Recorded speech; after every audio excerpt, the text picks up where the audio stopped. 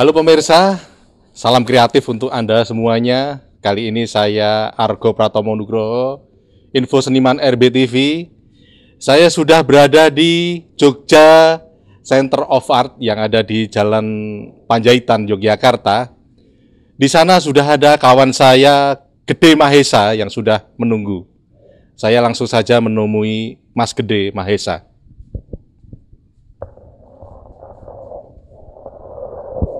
Halo, apa kabar? Baik. Wah, capek ya? Iya. Wis tak tunggu dari tadi. Oh gitu ya? Iya. Apa kabar Mas Gede Mahesa? Alhamdulillah, gimana kabar? Aduh. Wah, apa kabar ini? Baik, Wah, sehat. Sampean juga kan? Alhamdulillah. Alhamdulillah. Wah, ini saya sangat terhormat sekali ini bisa menemui Mas Gede Mahesa ini. Saya yang bangga dan saya yang senang diraui gitu. Wah, ini selama ini Mas Gede Mahesa kelihatannya lama tidak ke Jogja nih ya? Ya sebulan absen dari Jogja. Oh gitu ya? Sebulan absen dari Jogja. Berarti bolak-balik ya? Harus bolak-balik. Jogja Jakarta gitu ya? Jakarta. Oke. Selama ini saya tahu Mas Gede Mahesa itu sebagai salah satu tim kreatif seorang artis terkenal ini. Bahkan dia terkenal di luar negeri juga ini saya kabarnya ini.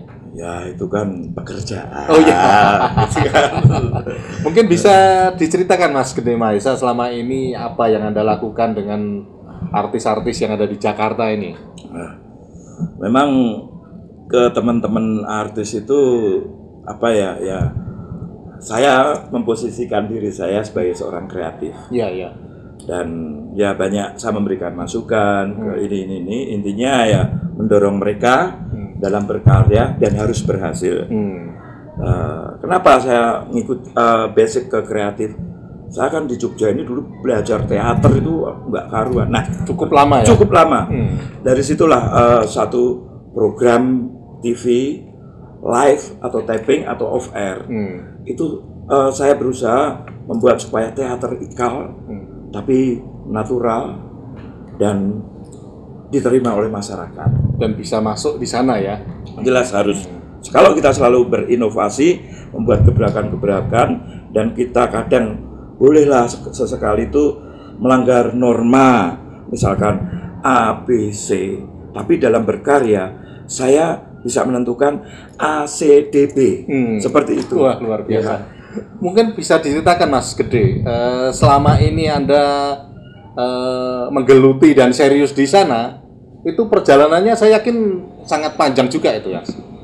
Bukan panjang lagi itu, Iya. tapi jauh. Saya tidak mendaftar langsung sebagai mahasiswa, tapi saya nyolong. Nah itu. Kemudian proses di Jakarta, saya kok terlempar di dunia film, saya kok terlempar di dunia panggung, dan terakhir saya terlempar di dunia entertain.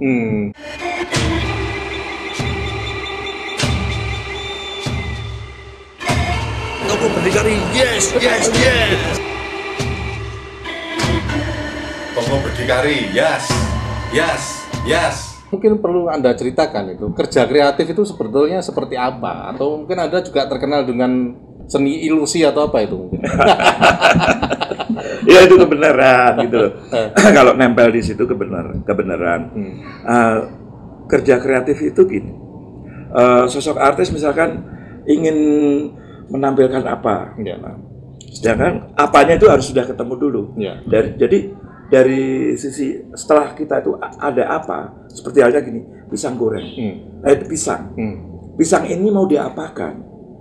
Digoreng, di blender, atau dibakar, atau buat bubur. Nah ini kita harus tahu event momen-momen, dan kita harus tahu kepada siapa ini nanti akan kita sajikan. Misalkan ke sampean gitu ya, pisang ini akan saya sajikan seperti apa. Mungkin sampean sudah biasa makan pisang goreng. Saya harus berusaha menciptakan ini loh, pisang goreng dicampur madu, kemudian dicampur keju sedikit, kemudian saya kasih buah apa, seperti itulah, seperti kuliner seperti itu. Tapi setidaknya orang penasaran apa ini kreatifnya itu nanti. Teater itu kan sesuatu yang seni tersendiri yang mungkin lebih komplit ya, paling komplit itu. Paling komplit ya. Menurut Anda kenapa itu Anda suntuk di sana gitu loh? sadar tidak sadar teater itu adalah universal, di mana ada seni rupa seperti ini, ada seni panggungnya, musiknya, make up, dress, semuanya ada di Artinya situ. semuanya ada ya? Ya. Seperti seni pedalangan ya kalau gitu ya? Benar, hanya medianya kan Medianya yang berbeda. Oke. Artinya tadi Anda kan menyebut juga belajar batik, belajar melukis juga, karena memang itu satu kesatuan dengan teater. Satu kesatuan dengan teater. Misalkan batik, batik itu untuk apa? Ya. Kalau kita dapatkan itu batik di kain berkolin atau mori atau apa, itu tentunya bisa kita pakai untuk kostum atau untuk aksesoris atau untuk apa. Nah, seni rupa hubungannya tentunya untuk setting, terus desain apa semua tidak lepas dari seni rupa, tidak lepas dari teater, bahkan hidup kita gitu loh, Mas. Mas Gede Mahesa, Ya, ini Gede. nampaknya kita perlu sambil jalan-jalan ini untuk istilahnya saya ingin bertanya tentang ide-ide Anda. Karena Oke. nampaknya Anda itu seperti sumur itu loh. Walah, Idenya itu walah. idenya selalu keluar terus gitu. Mudah-mudahan selalu seperti itu. Oh, iya. Ayo kita sambil jalan-jalan. Monggo, di sana Ya, lebih enak. Oke, ya.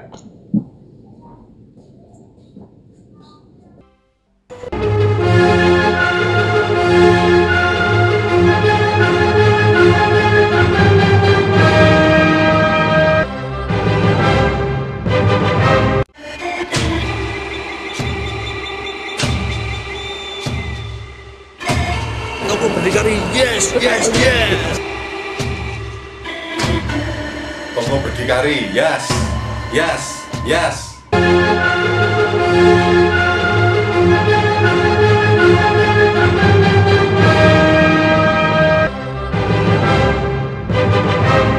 Mas Gede Mahesa, Yeah. ini saya terus terang curiga ini. Kenapa Curiga. tiba-tiba datang ke Curiga Jogja? apa nih? Sebetulnya Anda itu mau ngapain itu di Jogja ini? Apakah mau bergerak secara politik atau secara kebudayaan atau secara kesenian ini? Terus terang aja Mas itu. Ya terus terang saya suka budaya ya. Iya. Tapi memang beberapa teman itu sudah mencurigai kehadiran saya di sini. Tapi nggak usah khawatir, Iya. karena teman-teman yang ngumpul di sini itu dukung tentang kebudayaan kebangsaan. Iya, oke. Dan tentunya dukung bahwa saya mau nyalon wali kota. Ini sekarang ketahuan ini. Ya ini soalnya ya, daripada tadi pas tidak di shot kita ngobrol ditekan terus ya kan. Iya. Nah, ya udahlah tak omongin sekalian. Oh, gitu. jadi Gede Mahesa calon wali kota Yogyakarta gitu. Mau nyalon Mau wali nyalon. kota ya. Oke, Jangan-jangan ini mohon ini mau nyalon wali kota. Oh iya, oke. Lalu kalau tentunya masyarakat akan bertanya ini, kalau Anda itu mau nyalon sebagai wali kota, apa yang bisa Anda jual dengan masyarakat Jogja ini? Itu jelas ya. Ya. Bahwa potensi DIY itu adalah pariwisata, seni dan budaya. Oke, ya. Kita punya aset situs kesejarahan yang sangat-sangat bagus. Inilah yang harus dijual. Nggak mungkin di Kota Madia ini harus kita mengembangkan pertanian, kan nggak mungkin. Iya. Tapi mengembangkan adat budaya. Kemudian pariwisata ini banyak kita. Hotel sudah banyak, apalagi kita garap. Kita harus peka sebagai kok kita. Seakan-akan saya sudah Jadi saya lagi mau nyalon. Iya. Nah, sekarang gini Mas, saya bertanya. Faktanya kan Jogja itu selalu dikempongi dari sisi bisnis oleh Jakarta. Dari sisi pariwisata pun kita selalu dikempongi oleh Bali. Kita tuh punya banyak aset di sini, tapi turis sama Bali cuma misalnya dilewatkan aja satu hari di sini. Itu menurut Anda gimana ini? Tentunya itu kalau merasa berbangsa Indonesia, merasa kita mempunyai wilayah, khususnya kita tinggal di daerah istimewa Yogyakarta, tentunya kita harus sadar bahwa potensi di sini adalah benar-benar berkualitas ya.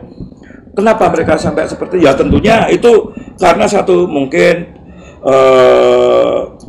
oknum atau perorangan dari sisi biro travel dan para pemandu wisata. Tentunya ada penataran masalah attitude, etika. Kita aja di sini sebetulnya bisa dengan tegar berdikari itu bisa mengembangkan sarana yang ada di wilayah kita. Ya mudah-mudahan lah. Pokoknya di belakang layar anak-anak muda itu sudah mendukung penuh. Orang-orang tua nanti duduk sebagai penasehat aja. Jadi anak-anak muda ini nanti yang bekerja. Wah, ini nampaknya Anda sangat optimis sekali nih untuk nyalon jadi wali kota ini. Saya mau nyalon, tentunya optimis. Dukungannya juga dari dari kalangan mana itu dukungan sekarang Anda? Dari kalangan kesenian ya, seni budaya dan komunitas. Kalangan seniman maksud Anda? Itu, karena di Jogja ini berapa banyak seniman di Jogja? Nah, ribuan mungkin seperti Anda tadi bilang di situ, Anda kan setuju kan? Kalau saya mau nyalon wali kota, nah ini contohnya. Tapi wali kota ya sekarang ini main ketoprak juga loh. Nanti Mas Gede Mahesa mau main apa ini? Dia lagi ketoprak, enggak apa-apa ya kan. Orang saya itu orang teater, mau ketoprak, mau wayang wong, mau main musik, saya bisa. Gitu. Ya kan? Saya masih di atas wali kota yang sekarang. Apalagi main ya, main magic show ya, iya, dia kan nggak bisa. Dia nggak bisa. Iya. Jadi itu nilai tambah Anda ya. Anda istilahnya multi talent ya di bidang seni itu kan? Ya, itu kebetulan saya diberkati semacam itu, dan saya memang hidup di kesenian, dan seni saya memang untuk hidup saya. Kalau misalkan mau nyalon wali kota, siapa tahu saya jadi wali kota benar. Wah, seni dan budaya daerah istimewa Yogyakarta harus berkembang. Kota kecil, toh kita udah pernah ke sana toh. Iya.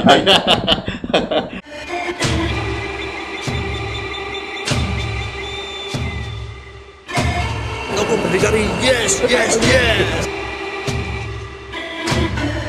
Kamu berdikari, yes. Itu kalau kita kuat sebetulnya, dan kita mau, dan masyarakat Jogja mendukung, maka Jogja akan menjadi nomor 1 pariwisata di Indonesia. Karena ini Mas, ada kritik bahwa pariwisata di Indonesia itu sebenarnya dirusak oleh pemain-pemain pariwisata itu sendiri. Di sana banyak lukisan yang harganya harga belen gitu loh. Itu menurut Anda gimana? Itu menyangkut masalah moral ya. Menyangkut masalah moral.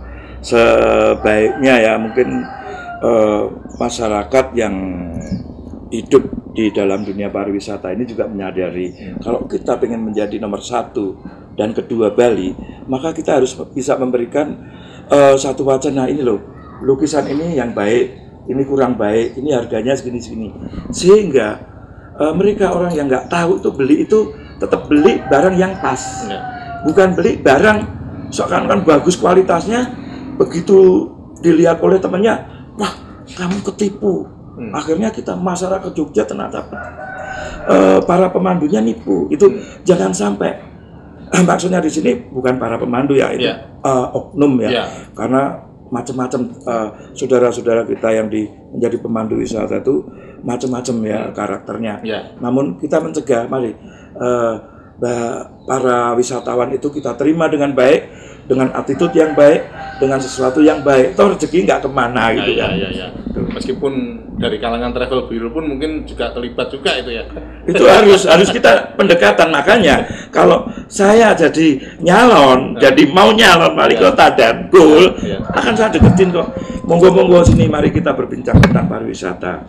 Gitu. Oke Mas, ini pertanyaan saya terakhir sekarang. Kedepannya itu sebetulnya apa yang Anda cari ketika Anda memutuskan untuk kembali ke Jogja dan mau nyalon sebagai wali kota?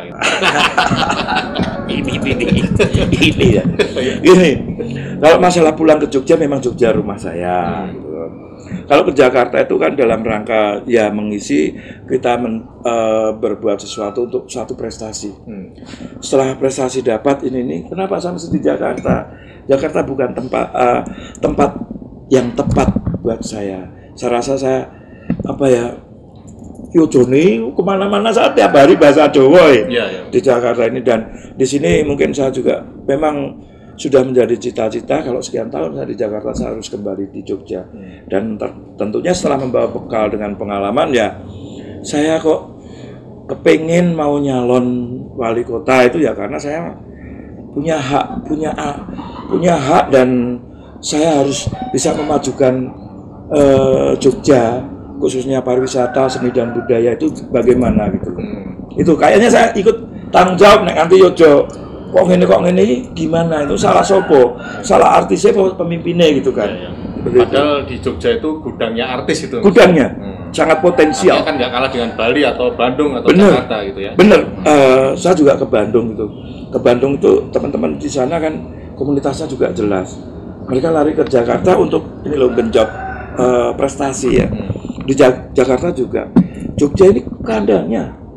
Kita kenal Surabaya, Jogja, Bandung. Ya, kreativitasnya anak muda banyak banget dan Jakarta. Jogja ini potensial. Dan kalau ada istilah alon-alon waton kelakon, sebaiknya kita bikin sedikit berubah. Ya tetap boleh, karena itu filosofi kakek moyang kita. Tapi kita bikin alon-alon yang cepet piye toh. Gitu. Mas Gede Maisa, saya ingin tanya yang Anda pikirkan itu terhadap generasi muda itu sebetulnya seperti apa, Mas? Tentunya generasi muda ini harus sangat sadar ya, sangat sadar tentang situasi kebangsaan ini. Kebetulan Persatu Indonesia itu mengajarkan pada mereka tentang kebangsaan.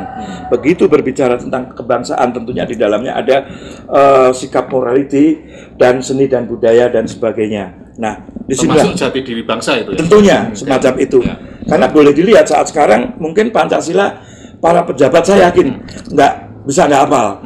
Bahkan membaca, bahkan ada contoh yang sangat buruk sekali. Membaca Pancasila aja bisa ngaco, itu kan kebangetan. Tapi dengan anak-anak muda di Persatu Indonesia tidak akan terjadi seperti itu. Dan kalau sekarang kita nggak bisa mengubah pemerintahan seperti apa yang berkebangsaan, ngerti tentang Pancasila, Bhinneka Tunggal Ika, dan landasan ide Undang-Undang Dasar 45. Anak muda kita, siapa tahu kita sudah demikian tua, anak-anak mereka yang mengganti, generasi cucu kita yang mengganti. Itu harapan saya, bukan sekarang.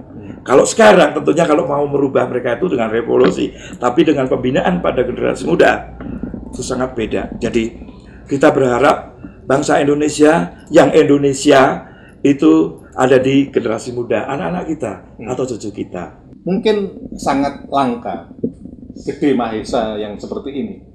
Dan memang Indonesia sangat membutuhkan Gede Mahesa yang lain, yang mungkin nanti muncul melalui Jogja, tidak hanya 1, 2, mungkin akan lebih banyak lagi. Kita harapkan itu. Akhirnya saya Argo Pratomo mengucapkan terima kasih atas perhatian Anda. Sampai jumpa. Terima kasih, Mas. Sama-sama. Terima kasih. Jangan merokok.